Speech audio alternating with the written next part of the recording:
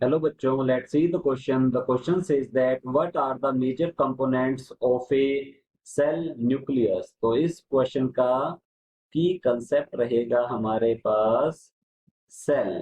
तो यहाँ लिखते हैं हम cell. Cell fundamental structural and functional unit होती है लिविंग ऑर्गेनिजम्स की। तो हम यहाँ लिख सकते हैं फंडामेंटल फंडामेंटल स्ट्रक्चरल एंड, तो ये स्ट्रक्चरल एंड फंक्शनल यूनिट है। Functional unit of living organisms. Living organisms, तो इसे बिल्डिंग ब्लॉक्स भी कहा जाता है लिविंग ऑर्गेनिजम्स का।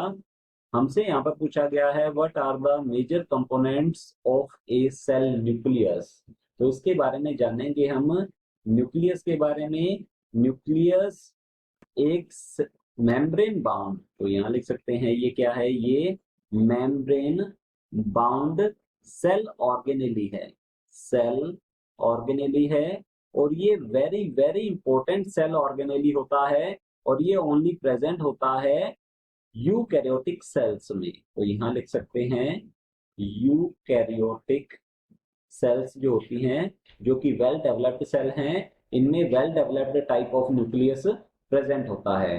हमसे पूछा है what are the major components of cell nucleus. तो कंपोनेंट्स पूछे गए हैं, तो हम यहाँ लिखेंगे components components of nucleus. Nucleus के क्या कंपोनेंट्स रहते हैं ये हमें बताना है। फर्स्ट कंपोनेंट इसका रहेगा न्यूक्लियर मेम्ब्रेन और न्यूक्लियर एनवेलप भी इसे कहा जाता है। तो ये है न्यूक्लियर मेम्ब्रेन और इसे एनवेलप कहते हैं। और ये एनवेलप होता है डबल मेम्ब्रेन। तो यहाँ पर होती है डबल मेम्ब्रेन। डबल मेम्ब्रेन होती है इसमें एनवेलप में। डबल मेम्ब्रेन एक तो होती है आउटर न्यूक्लियर मेम्ब्रेन और दूसरी है इनर न्यूक्लियर मेम्ब्रेन, जो कि सेपरेट करती है न्यूक्लियस को साइटोप्लाज्म से। बिकॉज ये प्रेजेंट होता है साइटोप्लाज्म में, न्यूक्लियस साइटोप्लाज्म में प्रेजेंट है, तो साइटोप्लाज्म से सेपरेट करने वाला जो होता है न्यूक्लियस को, वो होती है न्यूक्लियर मेम्ब्रेन। सेकेंड जो सेल ऑर्गेनेली है इसका, वो है यहाँ पर क्रोमैटिन। जेनेटिक मटेरियल क्रोमैटिन की फॉर्म में प्रेजेंट होता है न्यूक्लियस में। तो ये है जेनेटिक मटेरियल। इसी की वजह से, इसकी प्रेजेंस की वजह से nucleus very very important cell organelle हो जाता है। बिकॉज यही न्यूक्लियस पूरी की पूरी सेल के मेटाबॉलिक प्रोसेस को कंट्रोल करता है। और ये जेनेटिक मटेरियल होता है डीएनए। डीएनए प्रोटीन के साथ बाउंड होकर क्रोमैटिन की फॉर्मेशन करता है। जब डीएनए का एक्सप्रेशन होता है, इसमें जो जीन होते हैं उनका एक्सप्रेशन होता है, तो प्रोटीन की फॉर्मेशन होती है और वही प्रोटीन रेगुलेशन करती है various type of metabolic process का।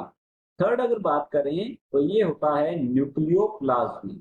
न्यूक्लियोप्लाज्म होता है जो फ्लूइड भरा होता है न्यूक्लियस में, उसे कहते हैं न्यूक्लियोप्लाज्म। तो यहाँ लिखेंगे फ्लूइड इन न्यूक्लियस। तो न्यूक्लियस में जो फ्लूइड है इसे कहा जाता है न्यूक्लियोप्लाज्म।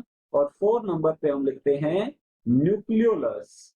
न्यूक्लियोलस न्यूक्लियोलस की फॉर्मेशन होती है डीएनए से ही और इसके अंदर प्रोटीन्स होती हैं। न्यूक्लियोलस फॉर्मेशन करती है आरआरएनए का। Forms rRNA mean ribosomal RNA की फॉर्मेशन यही होती है और इसे राइबोसोम बनाने की फैक्ट्री भी कहा जाता है। तो हमारा क्वेश्चन है what are the major components of a cell nucleus. So the final answer रहेगा हमारा न्यूक्लियर मेम्ब्रेन और nuclear envelope, chromatin, nucleoplasm and nucleolus. Hope you understood it well. All the best. Thank you.